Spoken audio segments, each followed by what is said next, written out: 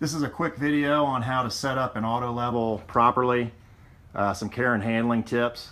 Isaiah is going to set the auto level on the tripod here. And as he's doing that, he's going to keep a hand on that instrument until it is completely threaded in to the bottom of the auto level. And he's going to run that in until it's just snug, not over tightening it and bending that bottom plate. So it's just a light snugness with your fingertips where it's not going to slide around on the top of the tripod head. And then the next step for him, once he gets that on, he's going to zero balance the screws on the auto level itself, where the top of the screw aligns with a score line that is on the post. That's going to give us the opportunity to reserve our adjustments, our fine adjustments, till the very end. You can see that score line on that post closest to us. So once you zero balance those, his next step is going to the clamps on the tripod legs. He's going to move those legs up and down. He's kind of using his hand as a brake so he doesn't slide past his point of adjustment. And he'll continually adjust those legs until the bubble on the auto level is centered. You can achieve that center of the bubble with the legs alone. And we're just taking a look at the bubble there. And you can kind of aim the bubble towards a leg to isolate the adjustment. So he's going to walk around and continue to work on that. We have this instrument on a floor bracket because it's on a slick finish floor. This is good for finished concrete, for tile, terrazzo, any kind of slick floor where that tripod could slip out because it's not able to bite into the ground. If we were working on mud or dirt, we would of course step our body weight onto each of those points to get it settled in tight. So when he gets to this point, he should have the auto level set up.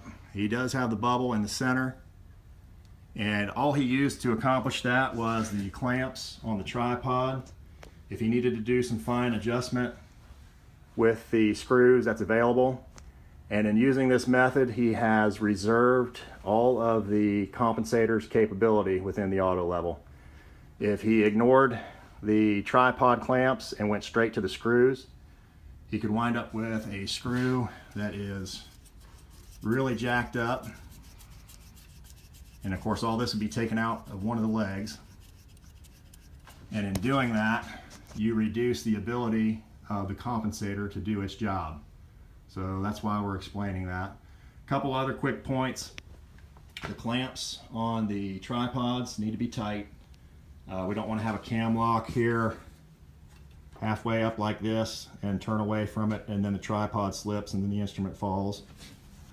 We want to make sure it's completely locked.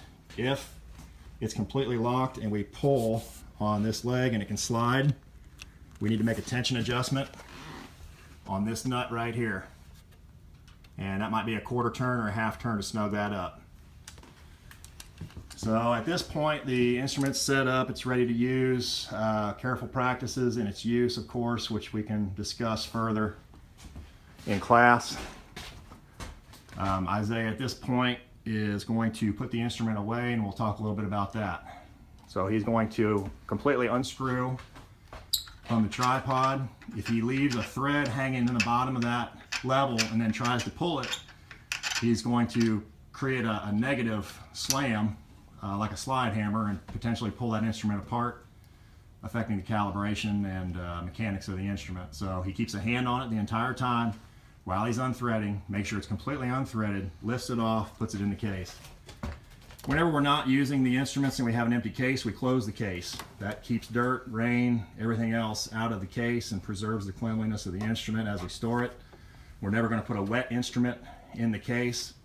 That creates a pressure cooker kind of situation where that water vapor and steam just stays in there and cooks into that instrument. Once that happens, you'll lose visibility of that instrument for several days as it dries out. So never store a wet instrument closed in a case.